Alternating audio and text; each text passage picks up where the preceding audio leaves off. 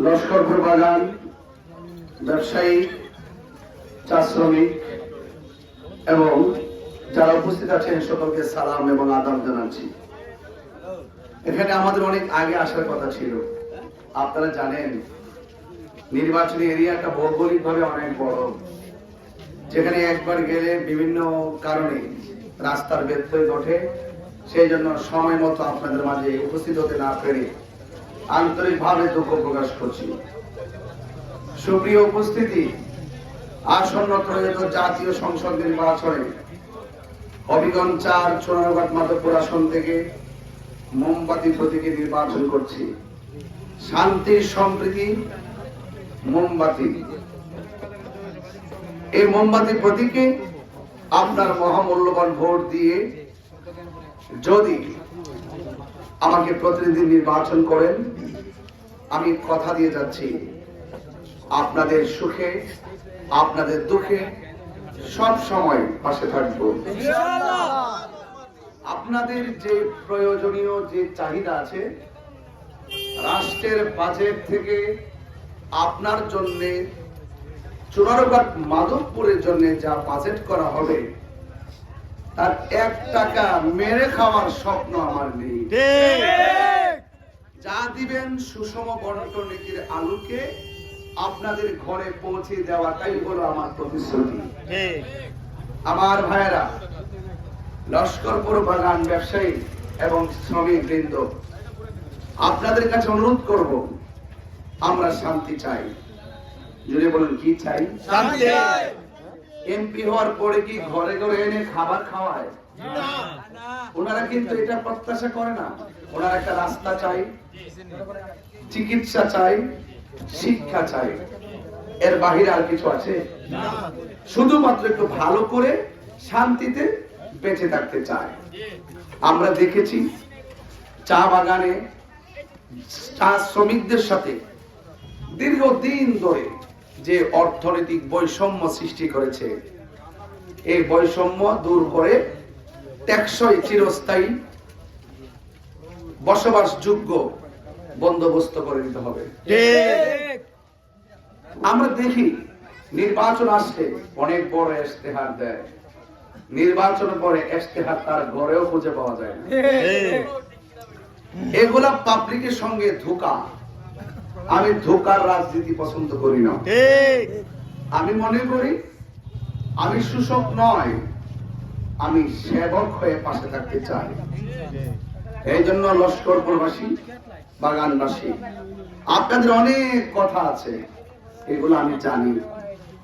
এই জন্য আপনাদেরকে বড় আশ্বাস দিব না, কথা কম বলবো। যদি আল্লাহ আমাকে দয়া করেন, অপার কৃপা হয়, কাজ করে ইনশাআল্লাহ আপনাদের মনের ঘরে জায়গা করে নিব। এই জন্য এই এলাকায় আমি আগেই বলেছি 3টা ধাপে আমি কাজ করব। 1 শিক্ষা, 2 স্বাস্থ্য চিকিৎসা, 3 অবকাঠামো উন্নয়ন। এই এলাকায় একটি প্রাইমারি স্কুল দরকার। আমার কোমলমতি সন্তানেরা, ছেলে মেয়েরা, তারা যদি প্রাথমিক শিক্ষাটা গ্রহণ করতে না পারে, তারা মাধ্যমিক কিংবা উচ্চ শিক্ষা গ্রহণ করতে পারবে না।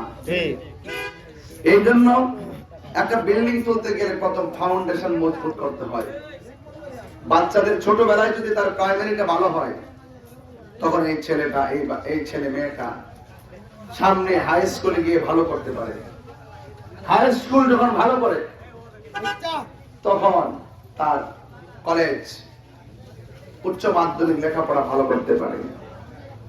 এই জন্য আমি আপনাদের কাছে অনুরোধ করব, আজকে যারা এখানে উপস্থিত হয়েছেন, আপনার মহামূল্যবান ভোট মোমবাতি প্রতীকে দিয়ে মেহনতি মানুষের পাশে দাঁড়িয়ে চা শ্রমিকদের কষ্ট দূর করে আপনার সন্তানকে শিক্ষার আলোতে আলোকিত করে জীবনযাত্রার মান উন্নয়ন করার সুযোগ করে দিবেন এবং আমার জন্য আশীর্বাদ কিংবা দোয়া রাখবেন।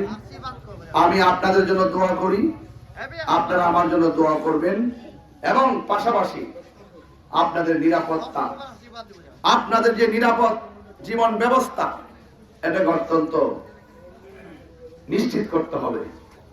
অনেক মানুষ আছে যারা ভয় ভীতি দেখায়, যারা প্রেসার ক্রিয়েট করে, যারা মানুষকে দুর্বল করে রাখে, পরাধীন করে রাখে, আপনারা লস্করপুর বাগানবাসী, আপনারা বলুন, আপনারা কি পরাধীন নাকি স্বাধীন? স্বাধীন। বিনদেশী না বাংলাদেশী? তা আপনাদের গর্বিত জাত। এই জন্য আপনার বাক স্বাধীনতা কেউ যেন খর্ব করতে না পারে, আপনার বাক স্বাধীনতা যেন, আপনার কণ্ঠ যেন কেউ চেপে ধরতে না পারে, সেজন্য আপনাকে নির্বিঘ্নে আপনার মনের কথা বলতে হবে। একজন জনপ্রতিনিধির কাছে অনেকে যেতে ভয় পায়, আছে কিনা? অনেকে যেতে ভয় পায়। আসলে জনপ্রতিনিধি ভয়ের জায়গা নয়। জনপ্রতিনিধি হবে মানুষের সঙ্গে মিলেমিশে মানবিক জীবন ব্যবস্থাপকের নাম। আজকে আমরা এমপি মন্ত্রী হওয়ার আগে যেভাবে এসে হাতে পায়ে ধরে, যেভাবে এসে জড়ায়া ধরে, কিন্তু এমপি হওয়ার পর কাছেও যাওয়া যায় না। এটার নাম রাজনীতি না। আমি মনে করি রাজনীতি হবে মানুষের জন্য, রাজনীতি হবে মানব কল্যাণের জন্য। মানবতার ভিত্তিতে সমাজ গঠন করতে হবে, মানুষের জানমাল নিরাপত্তা দিতে হবে, মানুষের অধিকার ফিরিয়ে দিতে হবে। এই জন্য আমার কথা হলো, আপনারা সবাই নির্বিঘ্নে আগামী 12ই ফেব্রুয়ারি সকাল সকাল গিয়ে মোমবাতি মার্কায় আপনার ভোটটুকু দিবেন। আর আপনাদের জ্ঞাতার্থে অনুরোধ, আপনারা ভয় পাবেন না, আপনারা ঘুরে দাঁড়ান। আপনারা অনেক সম্মানী জায়গা, কারণ আপনাদের কষ্টের জায়গা থেকে বাংলাদেশ প্রেজেন্টেশন হয়।